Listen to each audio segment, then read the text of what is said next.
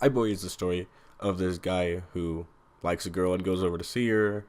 Stuff's going on in her house, runs away, and his phone gets shot and it blows up, and all the parts of his phone go into his brain and they can't remove it without actually killing him.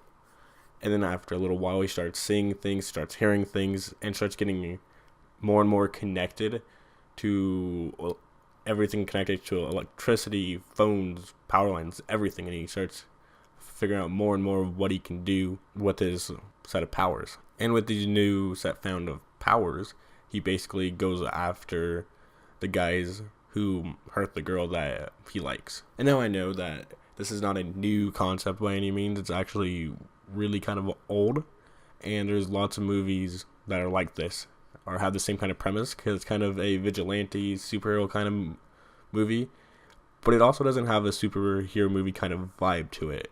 It feels a little bit darker than one, and it just doesn't have that feeling of everything's going to be fine, everything's going to be okay, like superhero movies normally do. And this movie stars Bill Milner as the main character of Iboy, or Tom. And Maisie Williams from Game of Thrones plays Lucy, basically the love interest in this movie. And everybody in this movie does a pretty good job. There's no standout performances, but there's no really bad performances either. Everything in this kind of movie is good, but not great. And there's one particular scene where he's trying to learn how to do things, and he's just looking up overhead and just watching everything come in. And it looks like a really cool way of learning things, since it's embedded in his brain. So he can just basically watch and learn without ever having to actually look in his phone or anything like that. Which I'm pretty sure everybody wishes that they could do that. It would be a quick and easy, simple way to learn just about anything. And now the special effects in this movie aren't the best. They're not fantastic, but they're not too terrible either. And the budget of only $1.5 million, which is really, really low, considering that other movies are costing upwards of 200 to 300 million. I think they did a pretty good job with the budget that they had.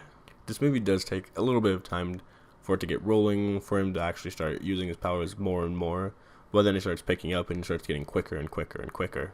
Now the main bad guy he isn't anything special. He's just kind of a generic bad guy in the bad part of town, basically. There's not much really to him, but he does do he does a serviceable job.